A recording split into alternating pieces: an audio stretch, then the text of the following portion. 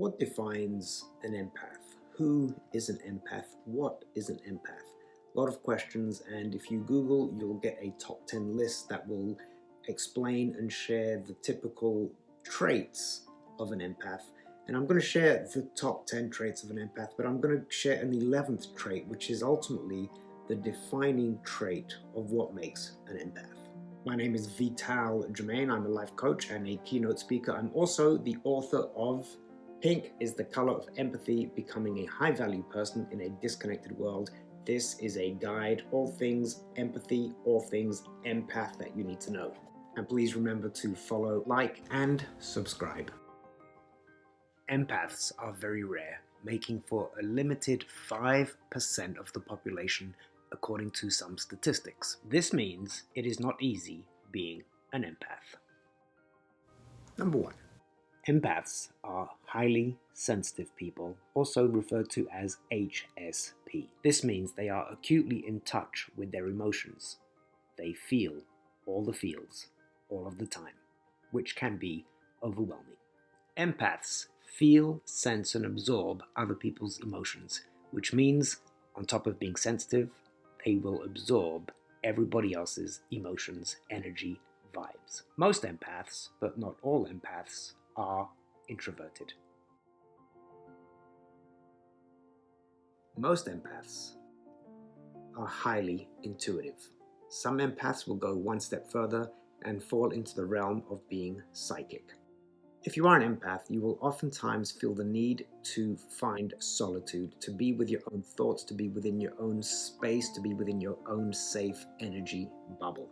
And this overlaps into number 6. The empath can be overwhelmed in large spaces where lots of people are gathering together, lots of stimulation, lots of energy, and also in their private personal relationships. They need space to be with themselves. Some empaths will take this a step further and go into isolation mode, protecting their energy from society. This allows for introspection, time to decompress, and time to simply be with yourself, finding peace. In fact, solitude is crucial for the well-being of an empath.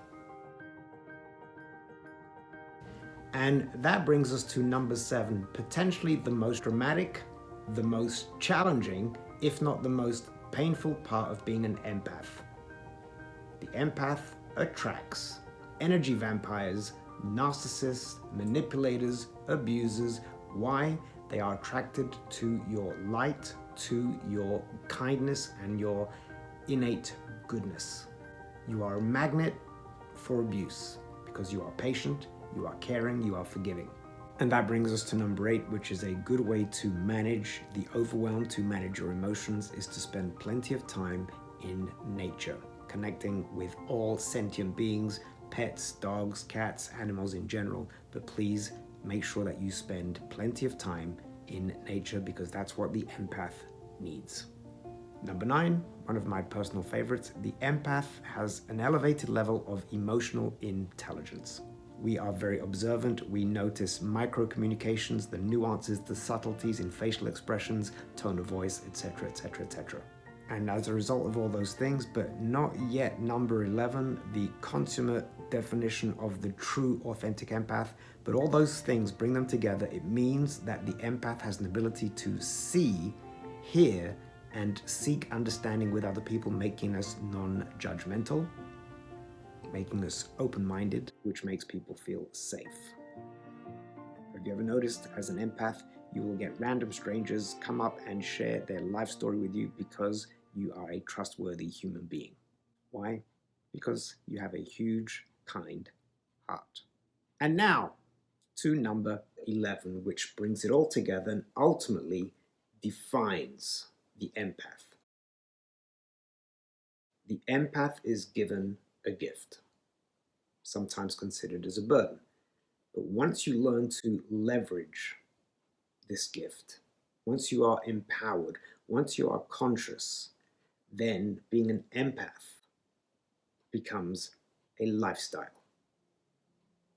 Forget the top 10 list. It's now a commitment to this lifestyle.